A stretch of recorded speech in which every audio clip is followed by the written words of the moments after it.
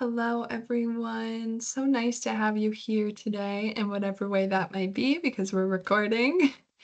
Today, we're going to talk about finding balance. It's a heavy topic. We're going to be talking about grief, guilt, and shifting routines.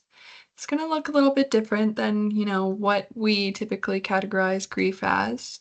So we're going to look and dive deeper into that. This is part of the Dnaagdawenmag program, which translates to Path of the New Heart, as gifted to us by our lovely elder, knowledge keeper, John Rice. So, with that, Anine, Bozo, everyone, and welcome. My name is Cody Atwood, and I'm so grateful to have you all here today. I currently serve as autism support worker at Dnaagdawenmag, Binnoojiiyag Child and Family Services, and I've been working on this program for a little bit now with my partners over at Mackenzie Health. And I originate from Cranbrook, British Columbia, where my grandmother is an elder of the St. Mary's Band, which is part of the Tanaka Nation, right? So this topic on grief and guilt and shifting routines does, it stays near to my heart as I've walked alongside this journey and I've done this in my own journey as well as others and navigating these my own like personal experiences with this. So I'm happy to have everyone around and be able to talk about such a, healing topic as it way. So thank you, Miigwech. Thank you. Hello everyone. My name is Karina Safi, and I'm a program consultant with Mackenzie Health. My role is to bring a behavioral perspective to our discussion today as we explore grief, guilt, and shifting routines through two-eyed seeing lens. And I'm as always glad to be here. Also, Cody, I think it's time to share your screen. Oh my goodness, I totally didn't realize where we were at. That's so funny. Okay. Well, A here little we surprise. are, right? Surprise, surprise. It's been a long day, but here we Mhm. are. Here's our photos in case you missed it. And here's our agenda. So, first and foremost, we're going to get into our opening song and smudge. We're going to have some words, we're going to do some housekeeping, and then we're going to get into defining grief. So, what does that look like? Types of grief, experiences with grief, combining the two lens. And then we're going to talk about indigenous teachings, right? So the life path, the soul, and letting go rituals. Then we're going to get into our elder teaching, which is guided by Hilton King today. And then we'll look at it from a behavioral viewpoint. So the Western understanding of viewing grief and loss, signs of distress, behavioral changes potentially. And then we'll go into our closing, which has some resources and final thoughts. So, first and foremost, I just want to acknowledge the different terms to describe individuals who experience the world in unique ways, such as shiny people, the gift of being different, autism, ASD, neurodivergent. All of these are valued, and we honor the diverse perspectives that they reflect. So, for the purpose of today, you'll likely find that we're using shiny people and the gift of being different as the commonly used term. And I'll pass it over to Karina. Thank you, friend. Yeah, so just a quick recap from our previous workshops. If you've seen some of them, when we use term shiny people, we are recognizing the brilliance and unique ways that neurodivergent individuals, including those with autism, interact with the world, their deep connection to sensory inputs, the patterns, or specific interests, right? All of those are not limitations, but strengths and gifts that let them shine in their own way. So, by shifting our lens to one of curiosity and respect, we're inviting you to create the supportive space, right?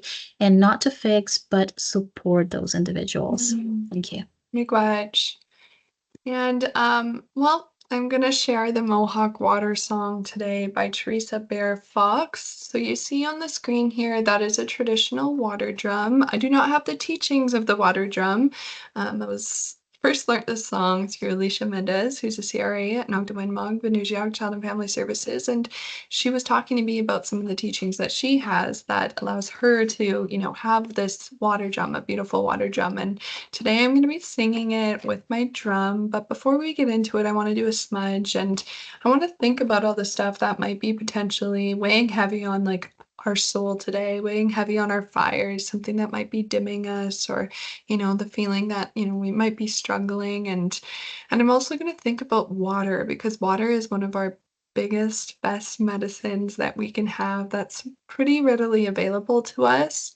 And it's something that sustains life, right? So if you think about it, we were born into water. we lived in water. We've, sustained ourselves off of water. And water, it comes in so many different forms and so many different ways. And sometimes it can be chaotic, like ice storms or rivers that are fast and speedy and mighty. And sometimes could be gentle, like the drizzle of a rain on a rainy day, or it can come in the form of our tears, which are also cleansing too. So there's so many ways that we can think about water. And that's why I chose this song, right? Because it's one of our most precious gifts that Creator gave us. And as you can see in the lyrics here, it says, "We love water, all types of water, our precious water. We love water, right? All types of water. It's our precious water." So it's one of my favorite songs, and it actually gets the blood pumping a little bit, right? So with that, I'm gonna have a smudge here. Today I have specifically, I got some sweetgrass in here that I included because this is a hard conversation. I want that kindness to come through and that sweetness that we do with the gentle aroma of our sweetgrass. But I also have some sage in here, right? Because it's going to carry those messages alongside tobacco to the spirit world, right? So with that, if you have your smudge with you, your medicines with you, please use them. If not, I'll give you a virtual smudge, which is sometimes just as good, right?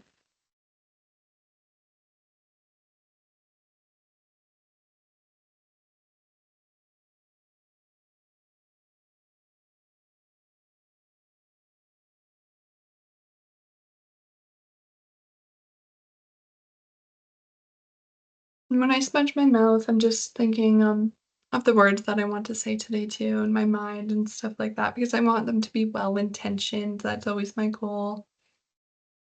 And yeah, Miigwech, here you go. All right, friends. Let me just switch my mic over. I'm glad that I'm sharing now so you can see the lyrics on my screen. And here we go. We're gonna start with our four beats, which Karina will let me know if she can hear them when we get there.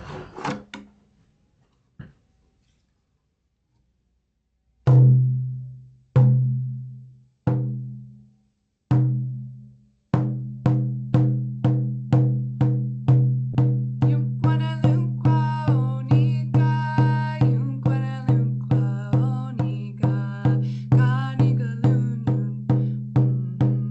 Kanigalunun, Ganawea, heya.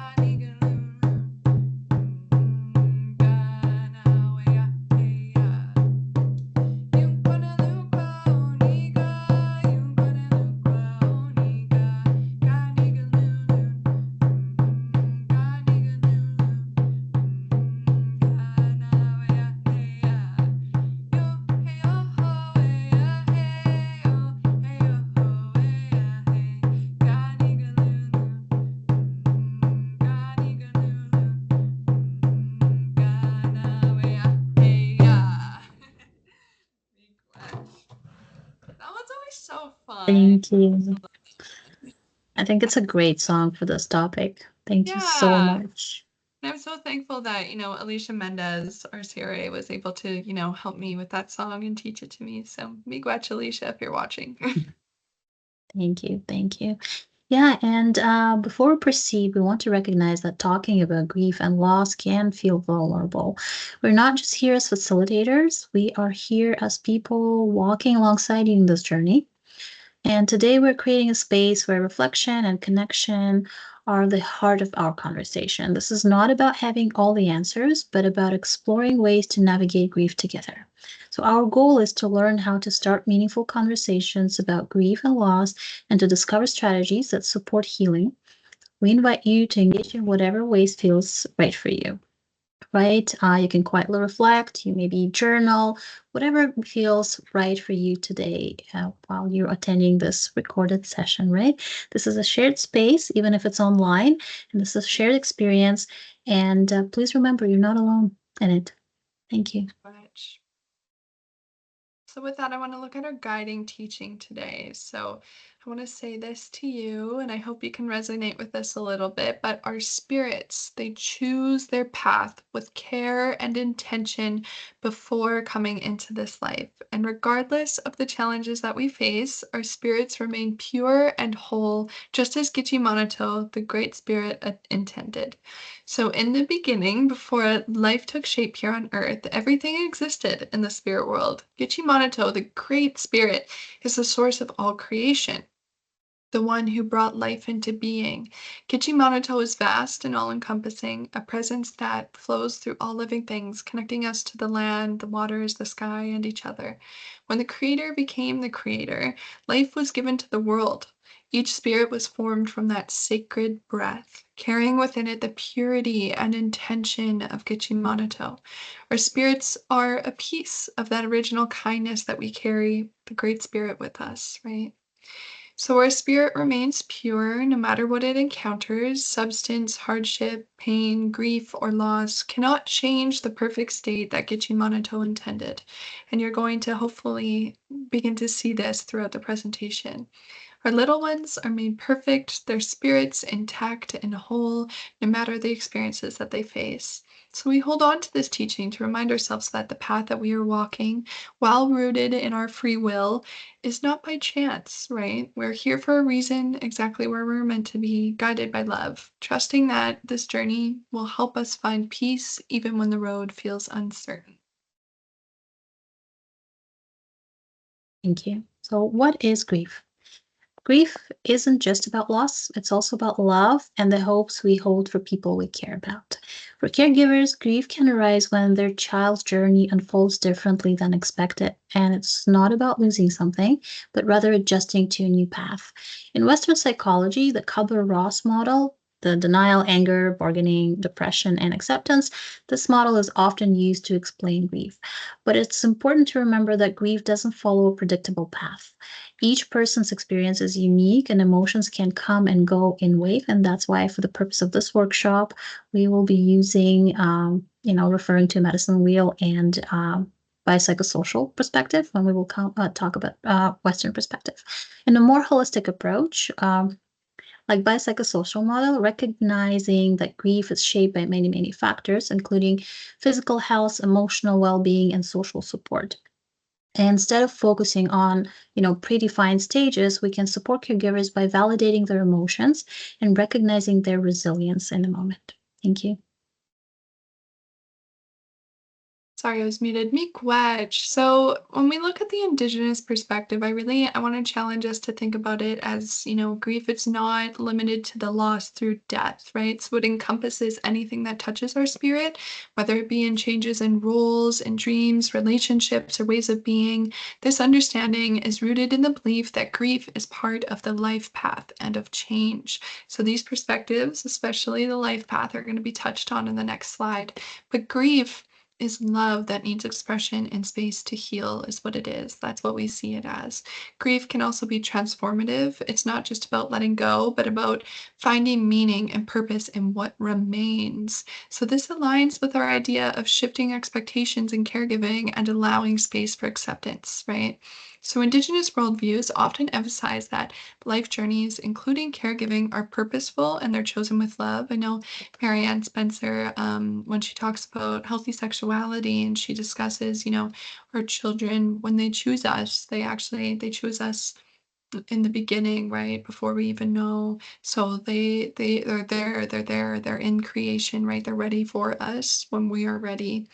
So it's purposeful, it's chosen with love, right? And grieving the loss of an ideal or expectation is a way of honoring that journey and acknowledging the lessons that it brings. So we should feel safe to grieve. And grief can create imbalance, right? And reconnecting with the medicine wheel helps restore that harmony. Acknowledging grief as a natural response can allow individuals to seek balance and healing through community connection and cultural practices.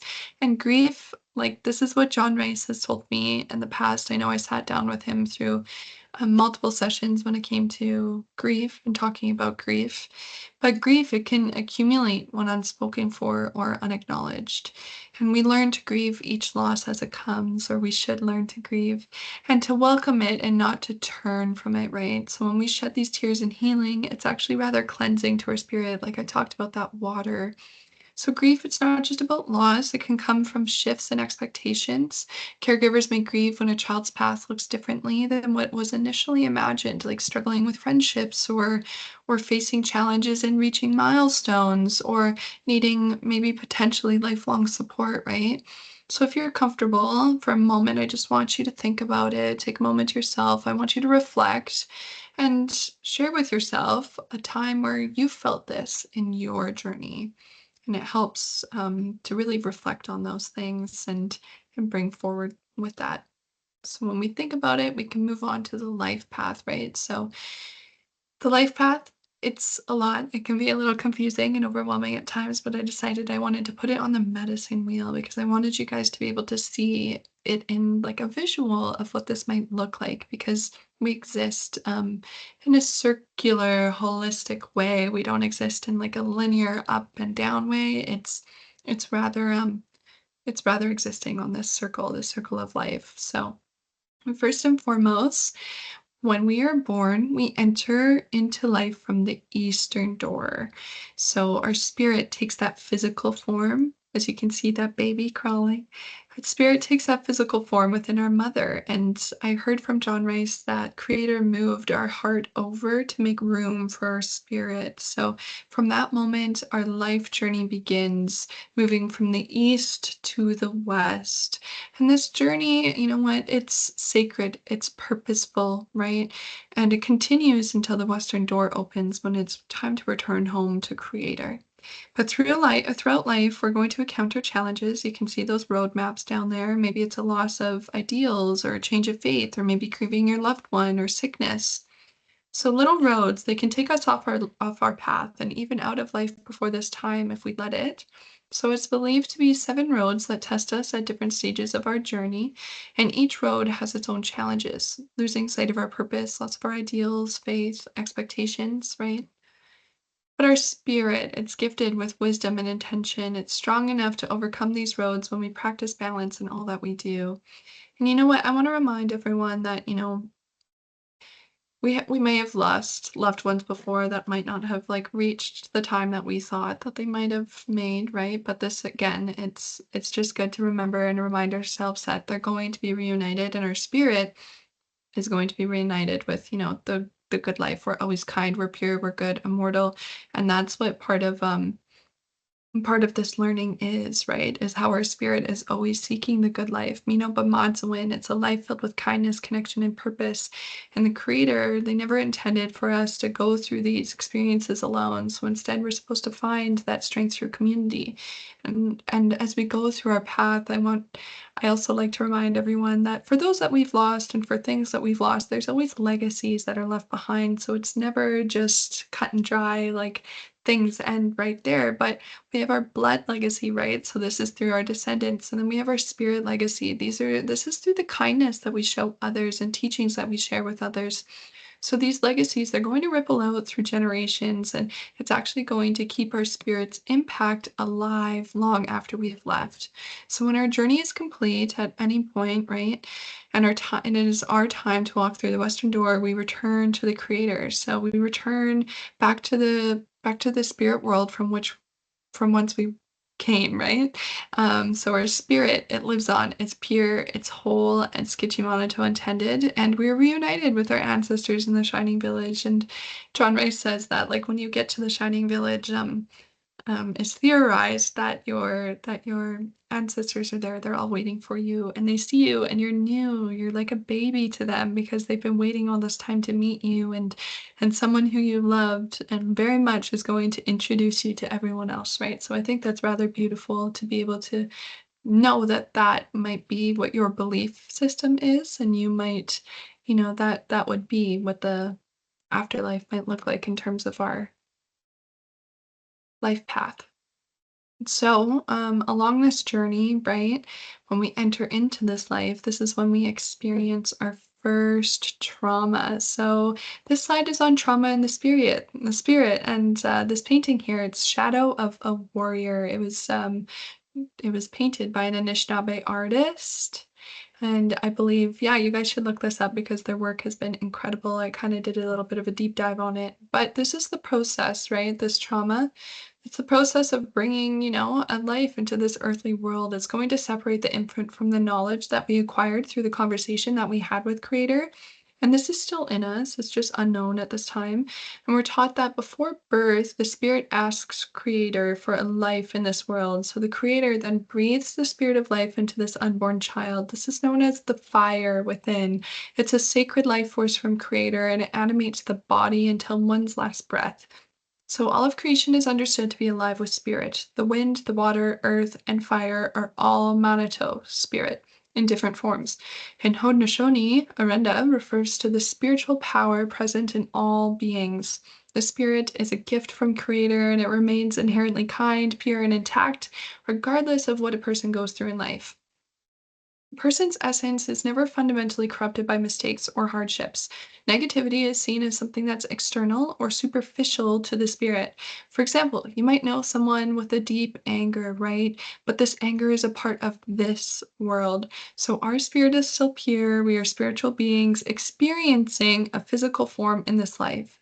So a part of life's purpose is to allow the spirit to learn and grow through experiences. The spirit connects a person to all other relations, other people, animals, plants, and the great web of life. It also connects that person to the creator and to the spirit world.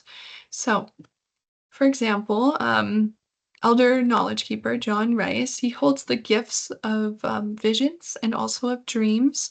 So the spirit may travel freely and receive messages. Our spirit communicates its needs through intuition and dreams. If one ignores the soul's needs, imbalances can result. So we hear that the spirit must be cared for just as the body and the mind are. Anishinaabe teachings often describe the spirit's residence in the body as carrying the sacred fire in our center. So we can ask our loved ones, how is your fire burning? To remind them to reflect and to hold their inner spirit fire strong. However, the spirit is not trapped in the body, right? It can expand beyond, just like we heard with John Rice. And it may even depart temporarily in moments such as potentially even trauma induced experiences. Well, I have a resource here that I'll link at the end, but Amy Shelfo, she remarked on her experience of trauma and describing the shadow stealer. This is from heretohelp.bc.ca. So this story recounts a little girl who as a child suffered abuse and she lost her shadow. So this was a part of her spirit to this traumatic figure. She grew up feeling incomplete. She carried a lot of shame and pain, or what we would say a long shadow of trauma. With guidance from her kukum and through ceremony, the young woman eventually confronts the source of her trauma and she offers tobacco and forgiveness and boldly takes back her shadow, embracing it with love. So, a quote from this is, her shadow returned. She was now whole. So, this story can hold a powerful teaching. Trauma may cause a split, creating a shadow self that carries the pain. So, as you can see here, shadow of a warrior, those shadows that are in the bulbs, right? And those are the things that can split from our spirit, right? So it creates that shadow self that carries the pain, but through healing, so the person is coming to the elder there with healing for and source of healing. They're looking for this. Through healing and through spiritual work, one can reunite with that lost part and they can reclaim it. And the spirit's wholeness can be restored. So in other words, the spirit itself remains intact and pure and good and kind, but that trauma creates that shadow, so that part detaches from our good, kind, good spirit. And that wound should be called out to be healed. So we should always hold on to the fact that we're not defined by the bad things that have happened to us. The spirit always retains its original goodness, even if it's been temporarily dimmed or obscured by hurt. So you'll find that there's often a deep optimism in our traditional stories and understanding that no matter how dark the journey is, the spirit's goodness is never truly lost, right? And it's only waiting to be reclaimed. So if you'd like to know more about the positive and negative effects of the mind, the Haudenosaunee story of the twin brothers, which I do not have time to share today, teaches that while both forces exist in the world, the good spirit ultimately prevails. So this worldview is with the understanding that even when dealing with wrongdoing, the community seeks restoration and condolence rather than internal damnation, which is part of what we see in the dominant culture. And I want to share this analogy with you. So, John Madsen, he originally shared it with me. This is the core of the tree. And when we view the core of the tree, you can visibly see the years that it faced challenges. I would like you to take a moment here, just as I'm talking, reflect on those questions that you see on the screen when under the take a closer look section. So, a tree carries visible scars from the fire or drought, right? And we carry as well, similar to them, the impact of our lived experiences within our core. So the lines and rings, they tell a story of resilience, of growth, of survival, and so do we. And we sometimes hear that others can throw mud on us. That's what John told me. He said their words, their actions, or harm can begin to cover our spirit, especially when it happens again and again. So over time, this can dim our light, causing us to become guarded, clinical, or cynical, or withdrawn. And in trying to protect ourselves, we may begin even to isolate or to turn our pain inward, which can cause us to act in ways that hurt others.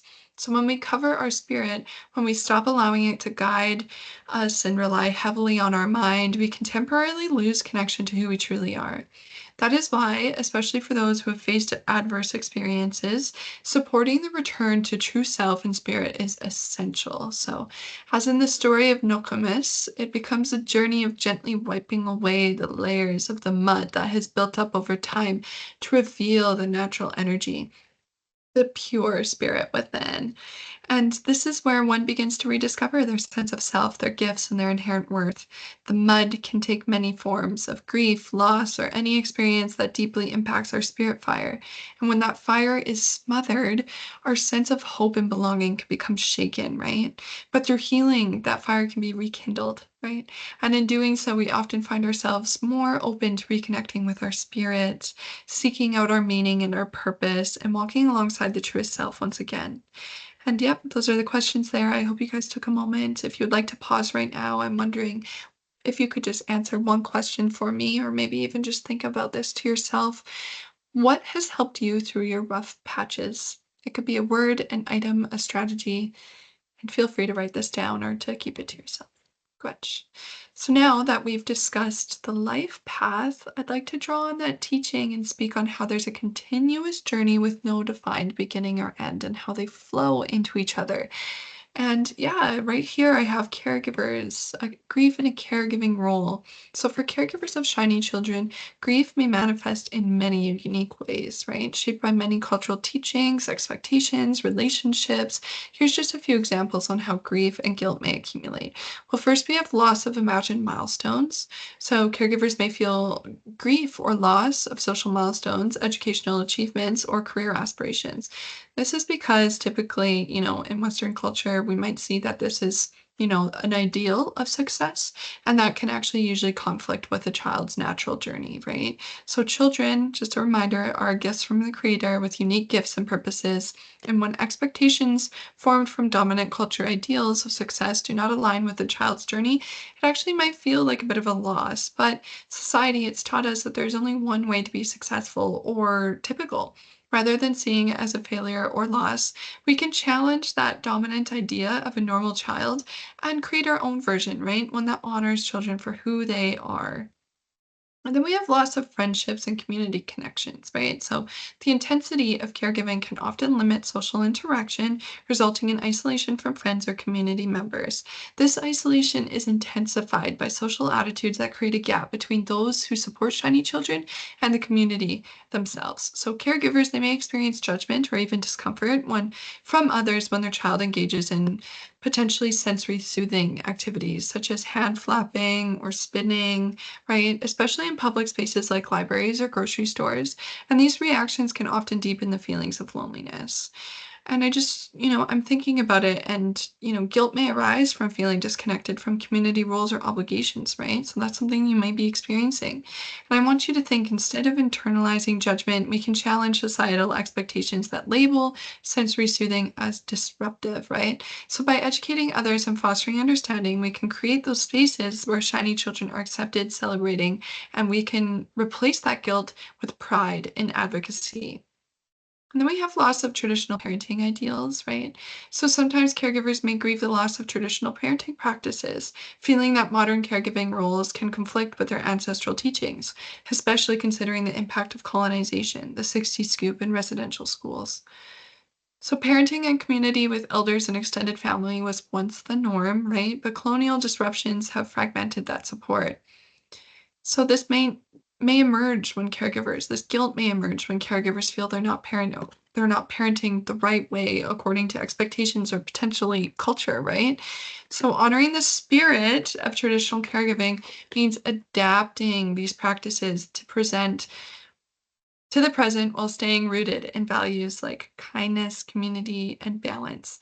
The experience of grief and loss, as we know, is not limited to the caregiving role. We experience loss in so many unique ways that are very personal to us, right? I want to pass it over to Karina to look at the layers of grief. Miigwech. Thank you, Cody. Yeah. So this slide offers a more clinical or more structured way of understanding the layers of grief, but really it echoes everything that Cody already talked about. Yeah. So it talks about different forms of grief, right? And layers. So primary loss. This is the first major shift, and in the context of grief and caregivers, often it happens when a caregiver receives a diagnosis, if there's an official diagnosis for their children. It's not about losing the child, it's about adjusting to a different path than expected. So this shift can bring emotions like sadness or uncertainty as caregivers rethink what their child's future might look like. Then secondary loss, it's the ripple effect. So think about the water when the object was dropped in it, right? Those ongoing changes in daily life. Caregivers may experience shifts in their routines, their social life, and even their sense of independence. Instead of focusing on what's missing, we're inviting you to maybe reframe it and acknowledge the emotions tied to these changes. And if you're a member of the community and you see someone suffering with this, struggling with it, sorry, offer support, right, as much as you can. Then, of course, cultural grief can be deeply, deeply significant for caregivers, especially when maintaining traditions, maintaining language, or community connections becomes challenging due to a child's unique needs. When a child's needs make it difficult to participate in ceremonies, learn their language or connect with traditions, it can bring deep sorrow, right? Another layer of this grief and sorrow. So instead of seeing this as a loss, again, we're inviting communities to work to adapt practices to be inclusive, ensuring that every child remains connected to their culture because it's so, so important, right? For both caregivers and children. Grief looks different for everyone, especially for those who think and communicate in unique ways. And some may express grief through behaviors that rather than, different from just using words. And sometimes they can show emotions that aren't traditionally associated with sadness. And sometimes caregivers may not recognize there's signs of grief in their child because they're also going through their own grief. And true support means holding space for all forms of grief, even when they don't look the way we expect.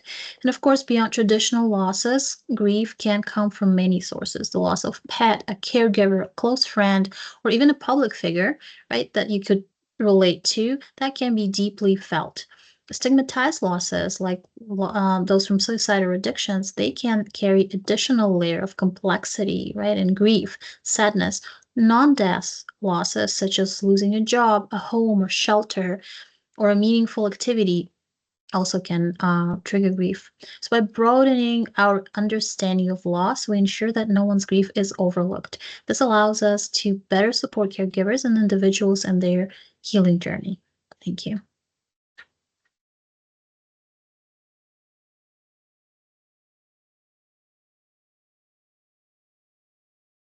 Okay.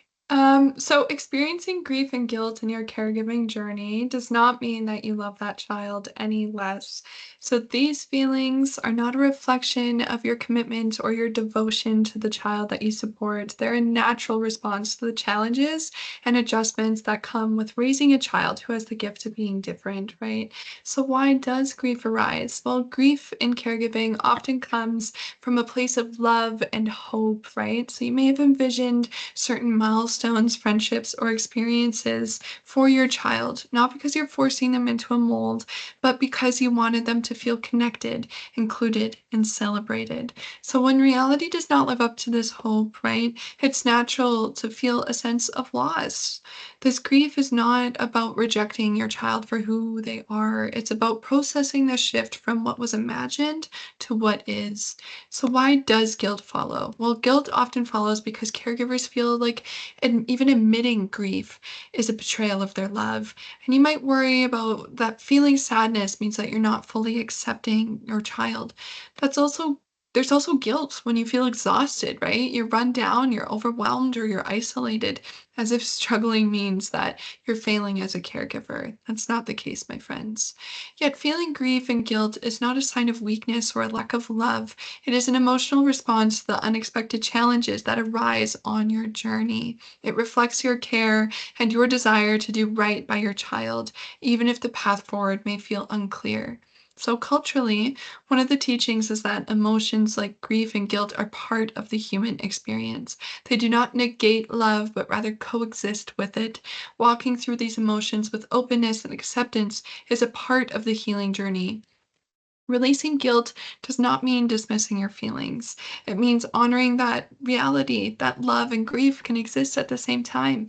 Your grief does not diminish your love. And when you allow yourself to feel that and process that grief, you're also making space to find new ways of celebrating your child's unique journey. Instead of feeling shame over grief, it may help to recognize that this is an emotional response rooted in your desire to give your child the best life possible. Let me repeat that. You know, it's rooted in your desire to give your child the best life possible. So with that, I kind of want to look at the narrative behind grief and guilt. Well, where does it come from? Like, what does it look like in dominant culture as opposed to indigenous perspectives? Well, as grief is commonly understood in dominant culture, they're often seen as problems to be solved or to overcome. This perspective frames grief as something to move past and guilt as a sign of personal failure. In our society, there is a tendency to pathologize grief or guilt, labeling them as problems or even disorders when they persist. This mindset often emphasizes productivity and efficiency, individual responsibility, linear healing, and emotional control. But through the Indigenous lens, we see them as companions on our journey, right? So the emotions are part of the process. And they're opportunities for reflections. We can really take that time when we are going through these difficult things that we can use them to really consider like the potential that can come from these things, as well as a communal experience, right? So these complex feelings are not carried alone but rather shared in community and with our ancestors. And there's also secret teachings, right? So these emotions remind us of our humanity and the depth of our love and commitment to connect with our original instructions. So I challenge you, I kind of want to challenge the narrative. We should look at acceptance rather than resolution. So instead of focusing on getting over grief and guilt, we can accept that they're a part of life and a part of living a full and connected life. Community rather than isolation. So we should encourage community gatherings, storytelling, and ceremony.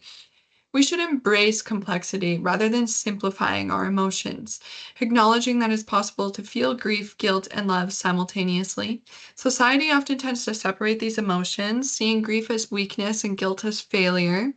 In contrast, Indigenous teachings honor the complexity of these experiences and recognizes that being vulnerable and authentic is a sign of strength. So, with that, I kind of want to get into some ceremonies, some letting go ceremonies that might really help you on your journey. While letting go ceremonies, they can be personalized to fit what works best for you. One of the main components in these rituals are attributed to connecting and giving back to the land. So, you heard me talk a little bit about water, but let's start with fire today. So we can see fire as being transformative and it can be a release, right? So fire is a sacred force that carries prayers and pain to the creator. And ceremonies can include writing down heavy thoughts or feelings and burning them in a sacred fire, allowing the smoke to lift those burdens away. In some grieving ceremonies, tobacco ties or small offerings are also burned to release that sorrow and call in healing. Sometimes in the tobacco ties, you'll find a little bit of hair. This is also a way of grief, a way of to grieve. But for an adaptation, you can write a worry or grief on a small piece of paper. You can offer tobacco if you have it and burn it safely, potentially even outside. But set your intentions and visualize that letting go, right? For water, it's cleansing. It carries us, right? So water, it's viewed as medicine, one of our first medicines. It helps wash away emotions and carry our grief back to the land. So people may offer small prayers, tears even, or small objects to natural bodies of water that won't pollute our waterways. So we can trust that the water is going to carry that pain away. Remember that water itself is cleansing, and when we shed our tears and grieve what we're holding on to, that in itself is a way to let go. I always renew with fresh water after crying to wash that heaviness away. I think that's really important. And you can let the water do its good work. So, as an adaptation, you can visit a natural water source or even use a bowl with some rainwater that you collected. Speak what you're letting go of and pour the water onto the earth. Set your intentions, potentially saying what you're giving over to the water and what you do not want to carry anymore, right? Because it's going to do that work for you. And then when we look at Earth, so this is grounding and it's returning. The Earth is our oldest relative, and she can hold on to what we no longer can. So many traditions include burying symbolic items like stones, bundles, letters, or planting something in memory of a loved one or experience. And as an adaptation, I'd like you to hold onto a stone and speak your pain into it, potentially carrying it for some time, even holding the stone, putting it in your pocket, sleeping with it on your bedside table or underneath your pillow even. Once you're ready to return it to the nature after you felt like you've given it a lot of that grief that you might be carrying, do so with love, right? So you can also, in this moment, say what you thank you to the grandfather rock that we held on to, the grandfather stone that we held on to, and you can return it to the world, right? Because it's going to absorb that. Also, alternatively, you can plant a flower or a tree as a symbol of healing. I really did love doing this as a child. I remember getting those little trees, the little fir trees that we got in kindergarten, and we were encouraged to plant them. So I really did like that as a child. So for air, it's that breath, that spirit, the cleansing. So air and smoke, they carry our prayers, right? So smudging with sage, sweetgrass, cedar, or tobacco can help with clearing that emotional heaviness. Tobacco smoke specifically can really send that grief and prayers up to the world. I learned this through John Rice that when we are feeling the pull to talk to a loved one or release these experiences, we can lay tobacco down. We can speak from our heart about what we're going through, and these messages are going to be sent to spirit world where whoever it is intended for there will hear it. A lot of these practices can be done individually or with children in adapted and sensory friendly ways. So, for example, you can use spray smudge instead of actual plants that we have here. They make spray smudge as well. We can release these grievances by connecting through ceremony, and by doing so, we can make space for that hope, that meaning, and our spirit to lead again. And we can remind ourselves that when engaging in these practices, we are also tending to our medicine wheel, which is why I put that up there, because each one of these four elements connects to the four aspects on our medicine wheel. And then I think I think I talked about this in our previous workshop as well, but it's very pertinent here too, right? So a sweat lodge, it's used for purification, for healing, for spiritual renewal. It involves sitting in an enclosed lodge while hot stones or grandfathers are placed in a central pit and water is poured over them to create that steam. The ceremony is deeply ritual and represents a return to the womb of Mother Earth, right? Where participants can cleanse their mind, their body, and their spirit. And for the purposes of this, well, it's cleansing, right? It offers physical purification as well as mental clarity and a connection to culture. So it's a sacred space for teachings and guidance from our elders and from community partners. But things to know before you go, well, sweat lodges, they're sacred, and participation should be guided by a knowledge keeper or elder. This is because it's very specific that someone is there who knows these teachings, because when done in a less experienced way, it's good to have someone who knows how this works, how this process works, to help guide you through the process to make sure you're doing it safely. It's a communal experience, but each person's journey in the lodge is personal. Hydration and preparing mentally and spiritually are very important before entering, and there are beginning sweat lodges where you can take breaks at any time you feel you need fresh air. My agency at Dnaagdawenmag Binnoojiiyag Child and Family Services does hold them, I think, quarterly or once, twice a year, I believe. So ceremonies, they're going to follow protocols and teachings are going to vary nation by nation. So I just want you to be mindful of that if you do decide this is something you'd like to do. But if you want like an introduction to a sweat lodge, it's going to be very different. But if you're looking for something really accessible and easy to you today, our public swimming pools do have saunas available, and that can kind of give you some of the same physical sensation, I suppose. All right, let's talk about letting go and grief, right? You may have heard us preach about the community, but really it is one of the most important factors that can improve our overall well being as people. Community is vital during times of grief and letting go because it reminds us that we do not have to carry our pain alone. Being surrounded by people who witness, support, and uplift us creates space for healing, connection, and perspective. In community, we find shared strengths, understanding, and the gentle reassurance that we're held even when our world feels heavy, right? So, how can it look like? Might look like starting by a bi-weekly or monthly sharing circle, inviting trusted friends, caregivers, or community members together, share stories, smudge, or sit in reflection together. Look into local spaces. You might see it, in libraries, Tim Hortons, and so on, because it doesn't have to be formal. It just has to be a space that you feel comfortable at, right? Then it can look like creating a walking group. Creating or joining, sorry, a walking group. Reconnect with nature while building relationships with creation and people. Use the walks to notice local medicine, listen to the land, ground yourself in this space, right? And I think in the life workshop, we had so many beautiful examples. People were sharing how they, you know, almost get re-energized, I want to say, through those walks, right? And connection with other people and sharing this experience. So also, it might look like joining or creating an online space because modern life, we're all busy. Sometimes in person is a luxury, right? So, a Facebook group or an online chat can be a place to connect with others who understand your journey, especially if in person support is hard to access for those of us who are maybe, in a remote locations. Lastly, keep it flexible. Community doesn't have to look the same every week. It could be a phone call, a group text, or even, sharing medicines or kind of message. Sharing medicines and kind messages. The goal is to connect, not to perfect it. Thank you. Oh, miigwech. I like that, Karina. And you know what? We do circles in so many different ways, maybe without our even realizing it, but we do them in our ABA program as well. And it really is a good space for everyone to come together and just talk about the goals and maybe even grievances that they might be experiencing. So try it out, guys. But also storytelling and journaling, right? This is really important. You can write or record, audio record even your story of loss in the style of traditional narrative. So find this, you can do this by, creating a safe space, a quiet space. You can sit with your journal or recording app, especially, you know what, sometimes like you've had a long day and you don't want to just like write and write and write, especially if it's something that you do in your day job.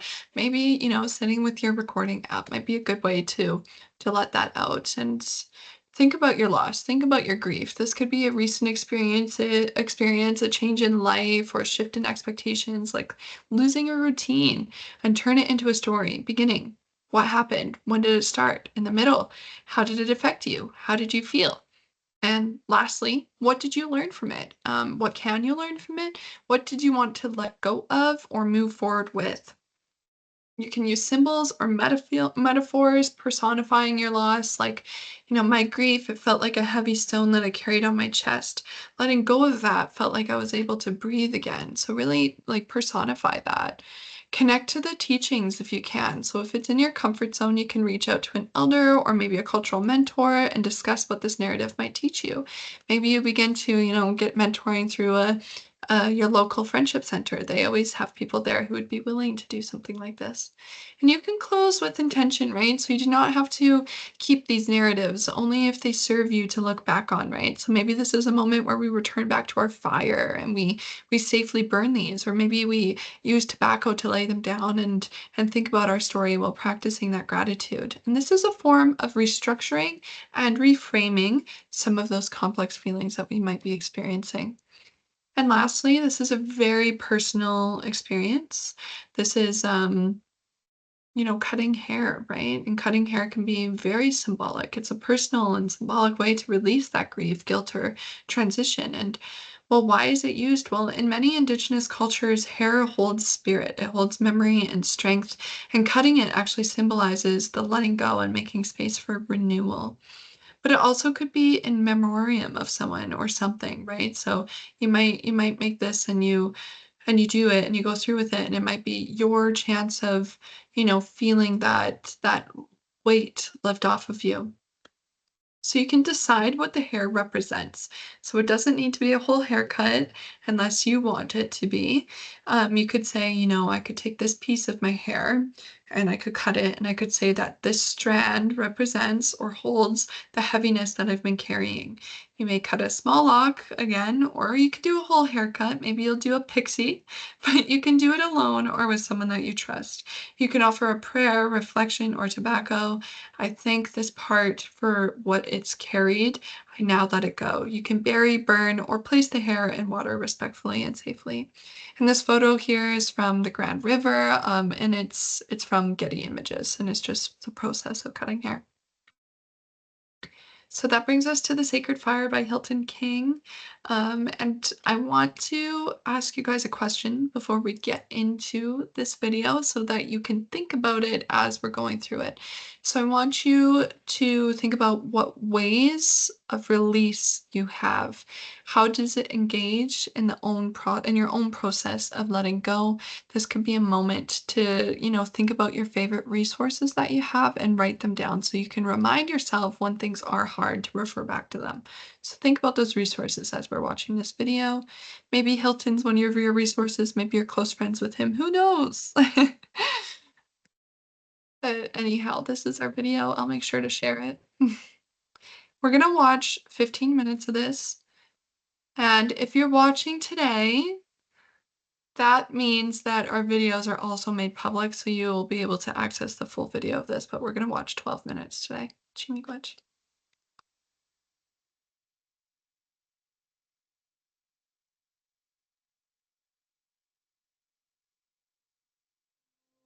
I'm going to share a little bit around feasting, fires, and around that pertains to grief.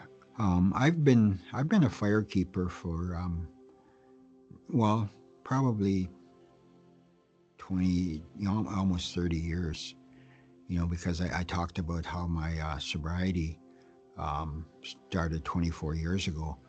But before that, I started looking after fires in the community because who one of my community members who turned out to be one of my mentors, Hector Copagog, I was his helper. I was his Kalbewis, and he did a lot of ceremonies. He did sweat lodge, fasting, naming ceremony, passing on ceremonies. I was fortunate enough to help him in those processes. Being a firekeeper was a huge responsibility. Like I didn't even really think of it that way of um, as a firekeeper per se. Like I didn't call myself a firekeeper. I called myself a helper because in the beginning, when I started helping out, um, I could see the community. Like I was mentioning earlier, the ceremony started coming back to the community, and that was one of the ceremonies that came back was the passing on, because there was there was a lot of people passing in our communities and at an early age.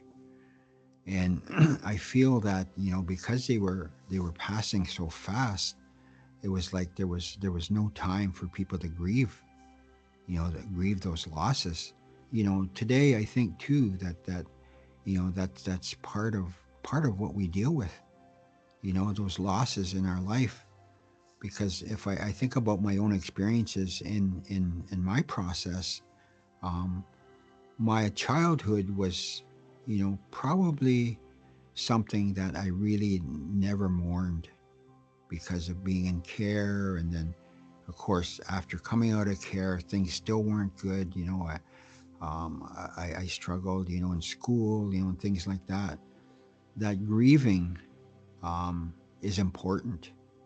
That grieving the losses of something in your life is very important, because in my sobriety, in the beginning, I could always feel like there was something missing, and I couldn't quite put a finger on it. I couldn't quite identify what was missing. And people would ask me, like, why did you use again? When I would be clean for a while, and I quite honestly could not tell them. I could not tell them what that was. And as I walked through my life, and the helpers that I had come across, we began to talk about those things. We began to talk about that young life when those losses were pretty prevalent in my life, and I began to realize that I would never get those back. That they're gone. So that brought on more feelings around, why me? Why is this happening to me? So it kind of put me in a place, like I was saying earlier, about, that fire that flickered, and so that was me because of those losses I feel.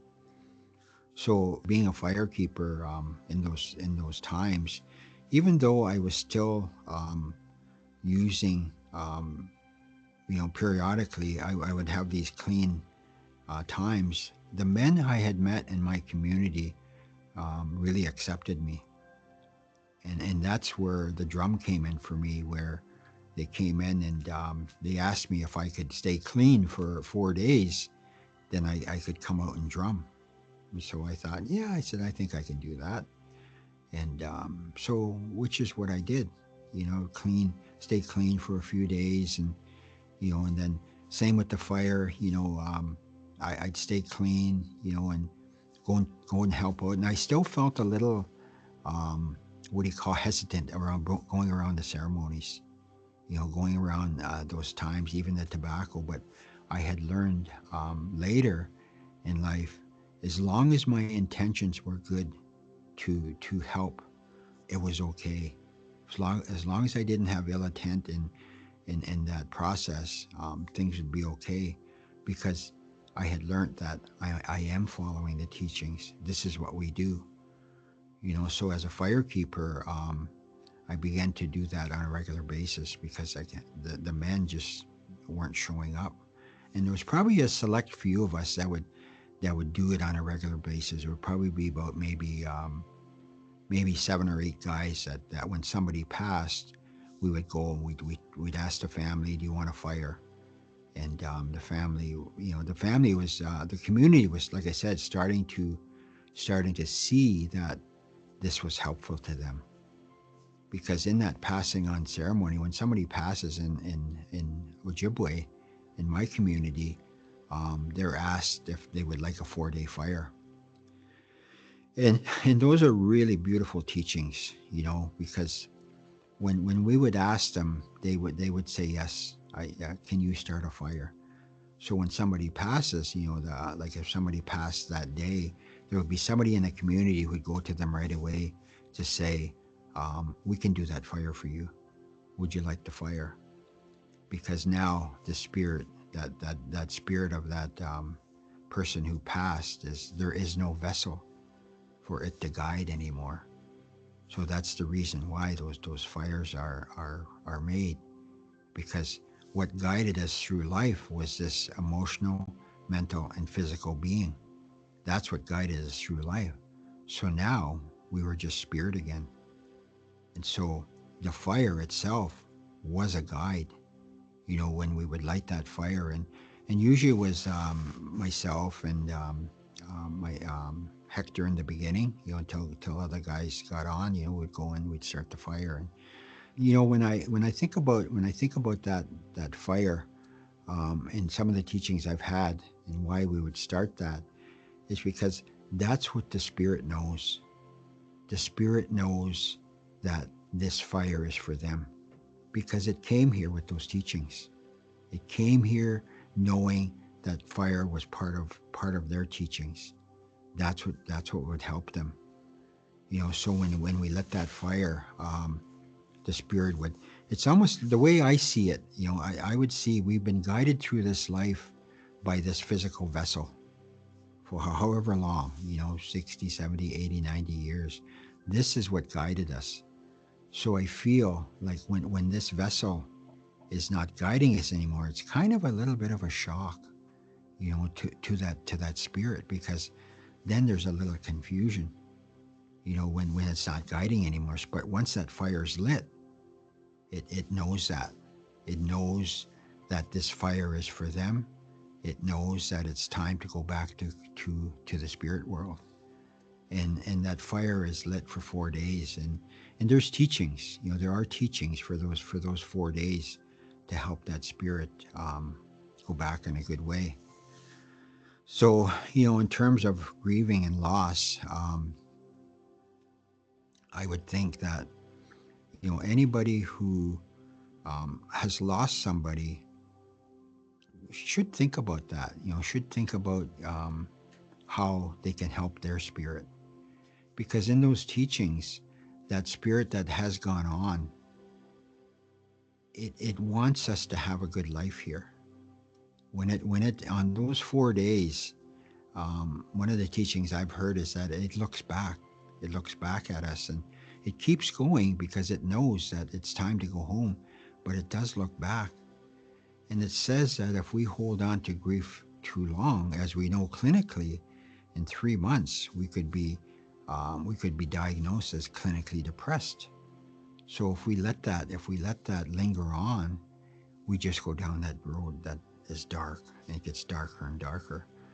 But in those teachings, that spirit looks back, and it wants us to have a good life here. It wants us to understand that you're here for however long. You're here for another 60, 70 years, but I'm going back home now. So when we share those with individuals or families who are experiencing grief and loss, I feel that, this would help them a little bit. This would help them let go, let go of that person, because they say that person, maybe they died from cancer, or something like that, something that really impacted them and took away that quality of life, the spirit knows that it's time to go back home. The spirit knows that this vessel is not working anymore. So the spirit makes a decision to go back because it can't sustain its life here. So that spirit does go back. So when we here on this physical Mother Earth, when we here know those teachings, we know that they're going to be okay over there. They say there's no pain. They say there's no physical pain anymore. There's no resentment. There's no nothing over there. It's just goodness over there. We don't know that because we won't know that until we go there. But those are the teachings, right? And it has a lot to do about faith.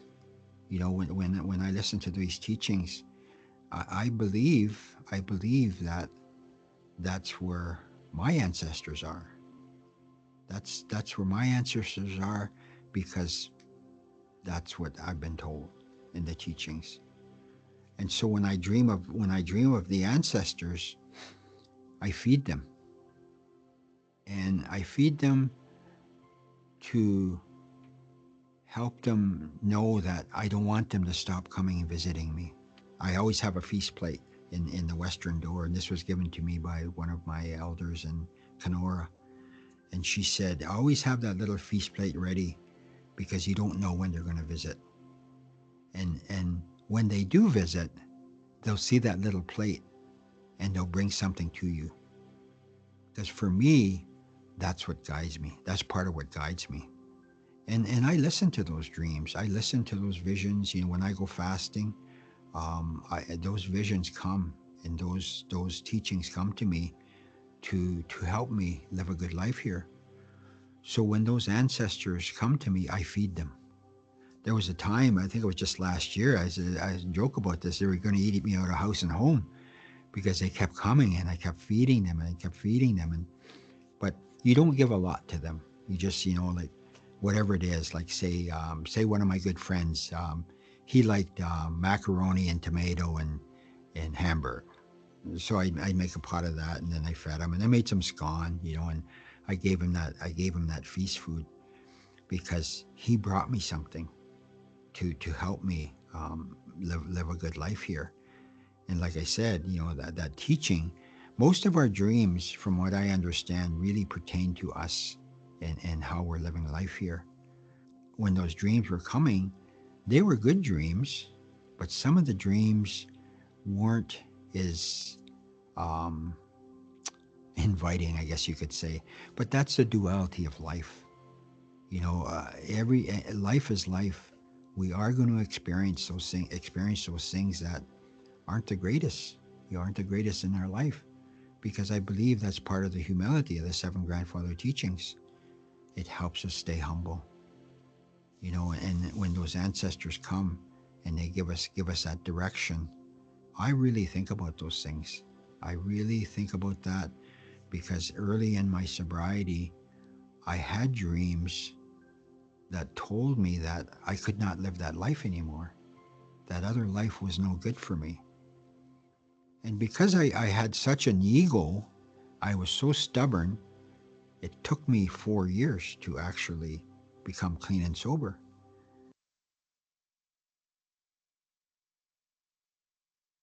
Possible. I think it's impossible to stop when Hilton is especially like sharing his story.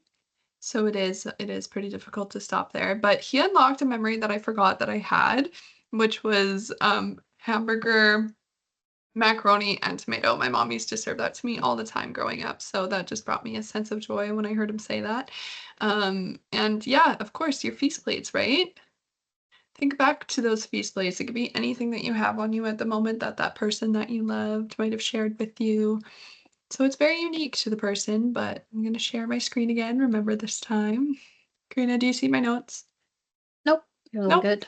Perfect. So at this moment, I encourage you to take a break. So if you want to pause for a moment, do so. Get some water, go to the washroom, do what you got to do, and then come back to us. This is the prompt that I have for you today. Mm-hmm. So hopefully you took your 5-minute break and you're back. This is the prompt. So think about a moment when you felt both love and sadness at the same time. What was it like to hold those feelings together? How did you move forward from that moment, right? It's a good question. So, if you have the time right now to write this down, think about it, reflect on it, I'd encourage you to do so. Miigwech. Thank you. I really like that question. It shows you how layered the grief is, right? And how complex. But yeah, I'd like to talk more about understanding diverse grief expressions and experiences, right? Again, grief doesn't always look the way we expect. And for individuals who think differently, emotions may be expressed in unique ways. Not crying doesn't mean someone isn't grieving. Grief can show up in so many ways. It can show up actually like a laughter or detachment or emotions that seem unrelated to the grief. Sometimes emotions are delayed, surfacing unexpectedly later on, and later on can be really like in a year.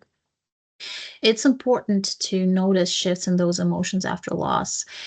Grief can also appear as anger, increased need for reassurance or withdrawal, or even seeming calm and detachment.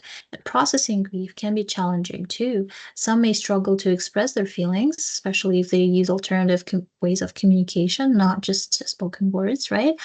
Some may ask repetitive questions or have difficulty understanding the whole concept of what happened, of this loss, right? Um, they may also experience guilt or worry about the future or about, their role in this whole experience as well. So each response is valid and deserves understanding.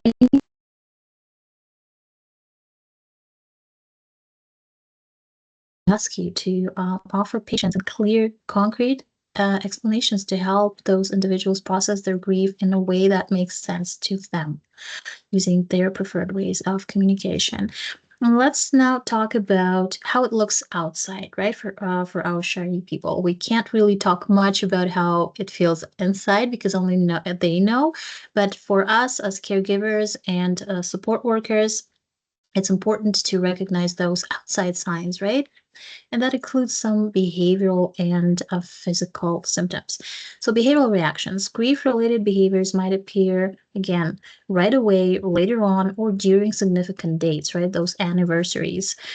Some individuals may express distress through physical actions, for example, self injury or destructive behaviors or verbal aggression and so on.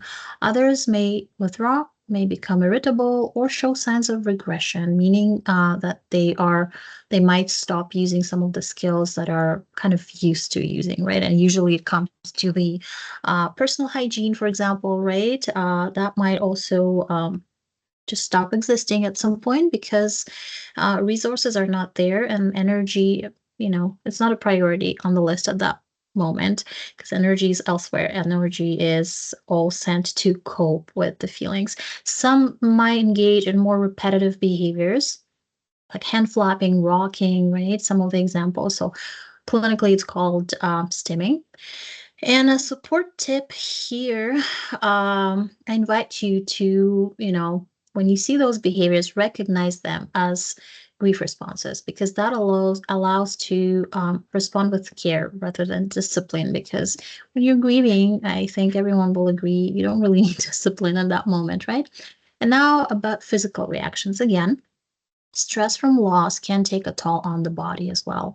Sleep and appetite changes, fatigue, body aches, and sensory sensitivities might change in that period of grief, right? Personal care, again, back to that, like personal hygiene, that might be neglected. Because I'll repeat myself, sometimes it's not a priority in the moment. So pay attention to those shifts, and when needed, seek professional, support or additional support. Look for the support from the community. And that brings us to stress. It's going to be a long topic, but it's an important one. So, stress is a natural response to challenges, whether it's psychological, physical, or emotional. It happens when we feel overwhelmed, when we feel threatened, or when we are unable to cope. In many ways, stress signals an imbalance, right? Much like what we see in the medicine wheel or biopsychosocial approach to well-being. Stress is especially present in times of loss, in times of grief and mourning. It's part of the healing process, but when it lingers too long or disrupts daily life, it can become overwhelming. And this is kind of something that Elder Hilton King was talking about, right? The clinical depression, maybe, if you are into clinical labels. So when stress begins to interfere with our connections to family, to work, or to the routine that keeps us balanced, it's important to recognize its impact. If stress pulls us away from our sense of purpose or well-being, it may be time to seek support. And trauma can intensify stress. Even if we haven't directly experienced loss, we may still carry the weight of others' pain.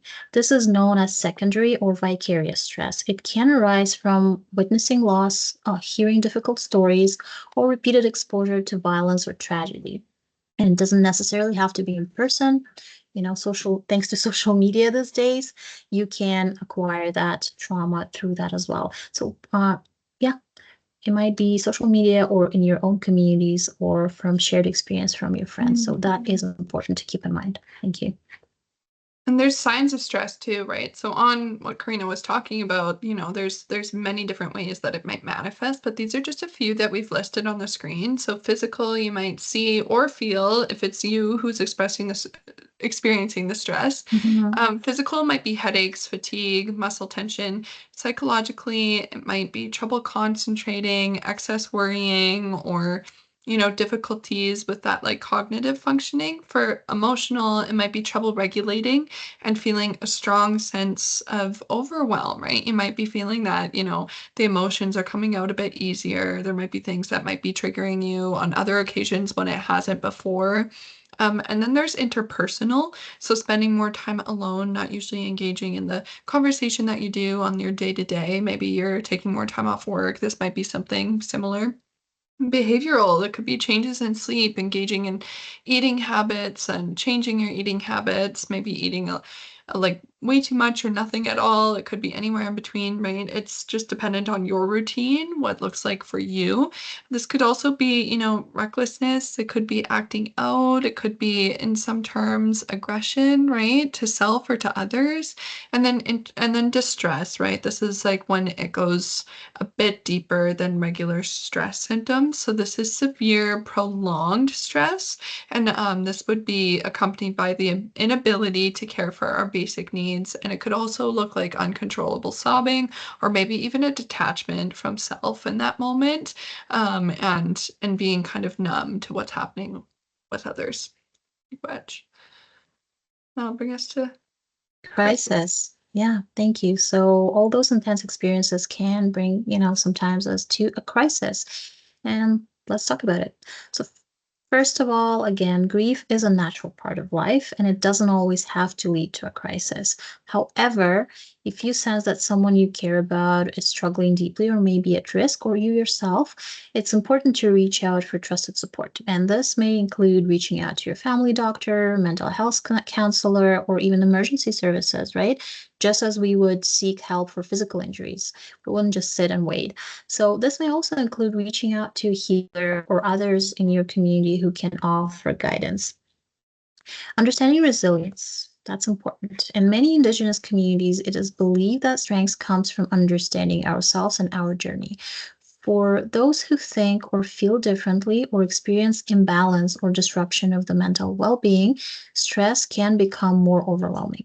Building resilience, strengthening the heart, mind, and spirit is an essential part of moving through difficult times. Grief and resilience are deeply connected. Grief teaches us about loss, about love and change, while resilience helps us carry those lessons forward with strength. Acknowledging our pain and leaning on our personal community and cultural strengths, we transform grief into a source of wisdom, healing, and renewed purpose. Some factors. that can influence resilience. Resilience is more than just bouncing back from hardship. It's about developing the wisdom, the skills, and connection that helps us stay balanced in life. Many factors shape resilience, sorry. And some of them you can see on the slide. I'll just list a few: keeping a sense of humor, finding light, even if it's, tough time, knowing when to speak up for yourself, the ability to solve problems, and understanding your emotions and how to manage them.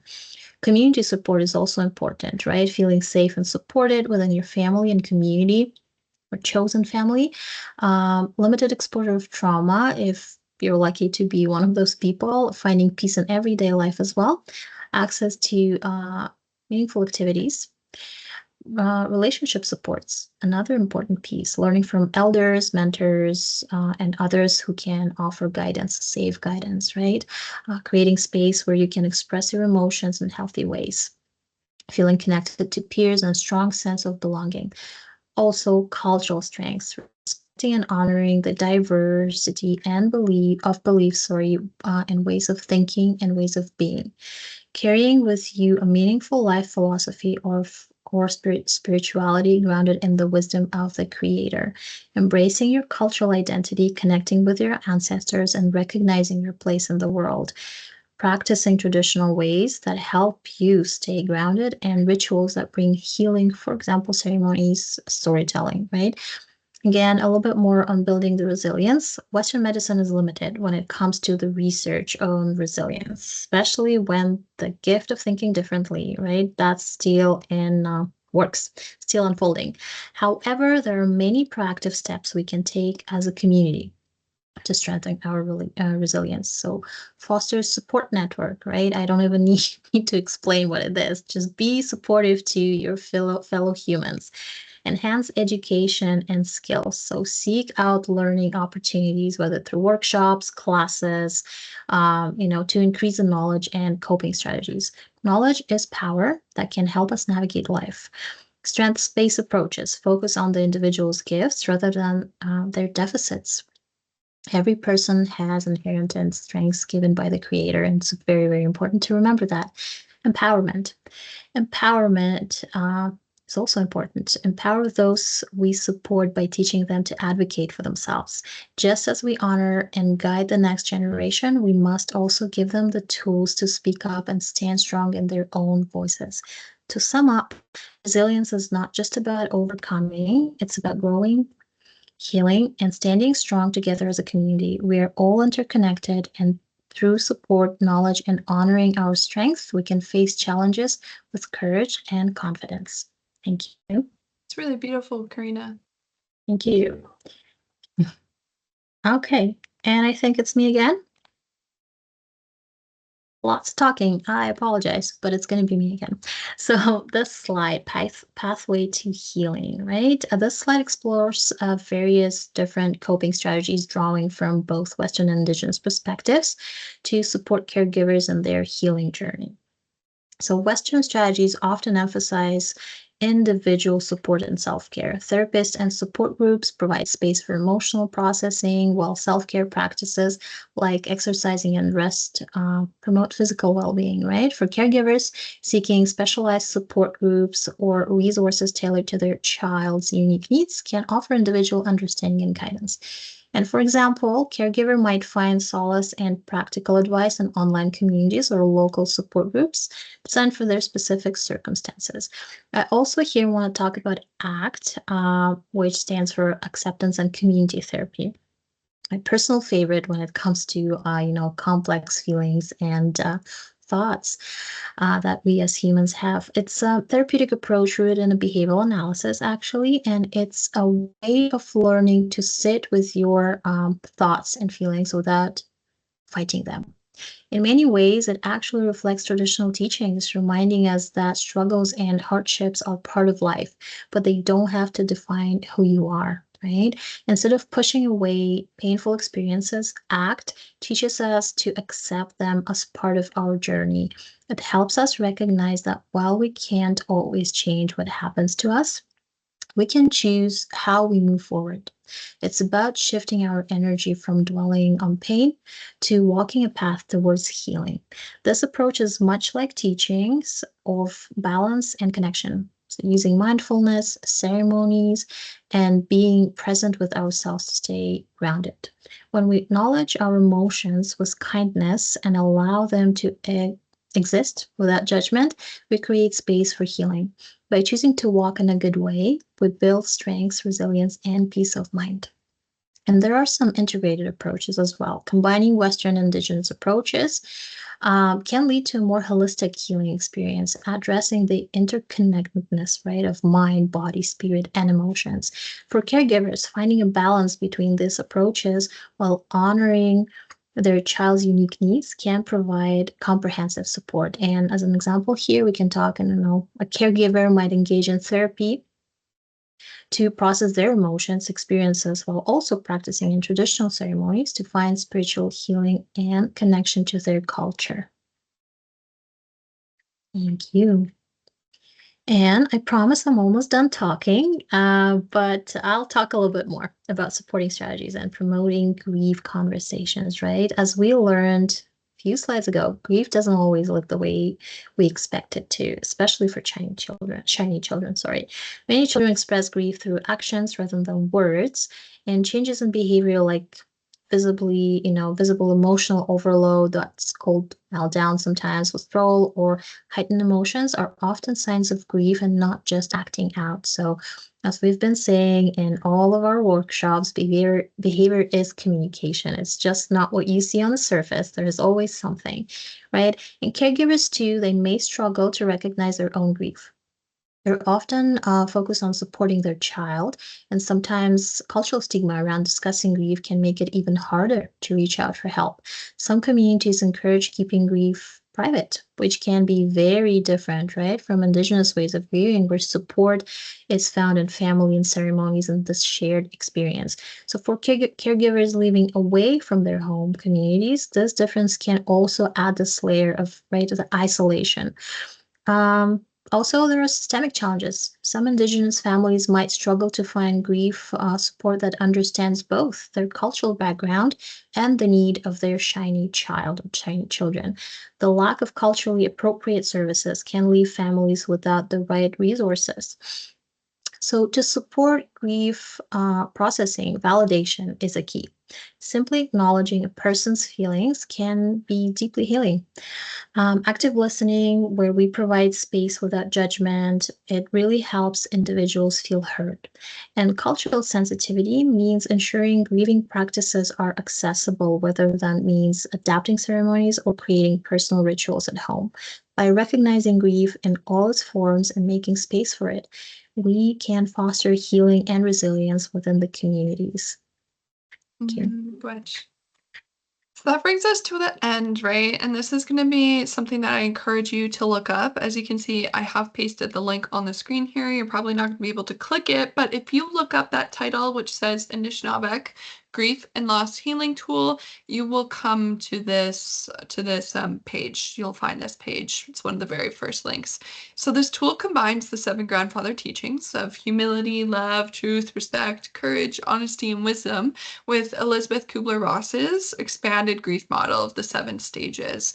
And for cultural integration, just to look at this in a cultural way, it really emphasizes understanding the root words in Anishinaabe to deepen the meaning of teachings. So this model is visualized as a W wave, which indicates the potential relapses that one might find because we don't exist straight on the up or straight on the down.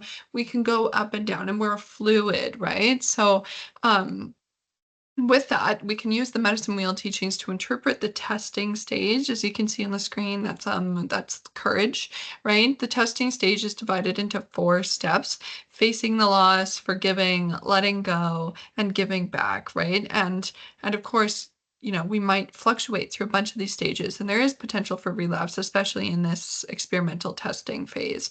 So for two-eyed seeing, we can encourage, integrating the Indigenous and Western knowledge for holistic healing, and that's what this tool does. So definitely take a look at it. I think it suits grief and loss in a much more holistic way. And then, we come to our end, right? So just want to remind you guys, grief is part of the life path. It's part of change, right? It's something that we will experience. It's not if, it is a will. And it might be and it will take shape in many different ways, which leads us to our next point and how grief is diverse, right? So there's a lot of diversity in grief, and it's not going to look like one specific way, one specific thing. It could be many things. It could be something theoretical. It could be something like routines or structure. It could also be something like more physical and tangible. And you don't have to walk this path alone. It's encouraged to reach out, right? That's our original instruction, to be there for each other, to support each other. So I encourage you guys to follow that. And for, a balanced support outcome, we really should look at two-eyed seeing. And that is something that we always try to aim to do within these workshops. So for our resources, I have the Ontario Caregiver Organization. I encourage you guys to pause here to write some of these down. There's an Ontario Caregiver 24-hour helpline, which is the 1-833-416-2273 CARE to access that helpline. And it supports caregivers by being their one point of access to resources and toolkits. I have a bunch of good stuff on there.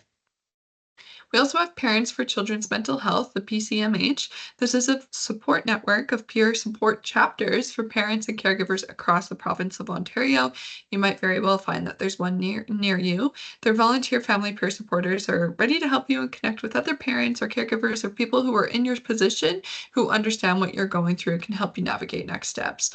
And then we have One Stop Talk. This is online. It's a free confidential service that lets kids and youth get immediate mental health support and registered therapist. Start with conversation, end with a plan, and that's just One Stop Talk. Just look that up on the internet and it'll come up for you.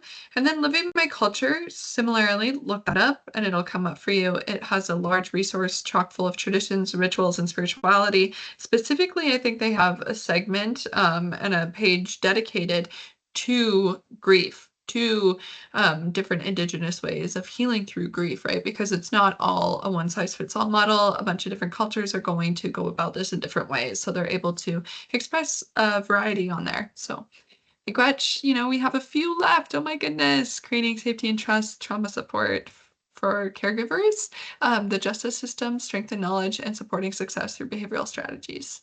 And that brings us to our take homes, which I would hope that you guys were able to, watch this video and use it as your take home today. And for SurveyMonkey, please, if you have a moment, we would really like if you could please review, put in there what we are doing good at, what we could be doing better at, because we always want to grow and reflect the diverse minds that come to our meetings, right? And it's important that we, reflect and that we always want to go about things in a good way. So let us know. Here's our references, only a couple today. There's that link right there for the same magazine. That's what you'll be looking at, the Anishinaabe Trust and Healing Tool. Right. And here we are. We're at the end. So everyone, I hope you have a fantastic morning, evening, afternoon, wherever you may be. And Chimigwech for hanging out with us. Thank you. Thank you, everyone. Bamapi. Bye.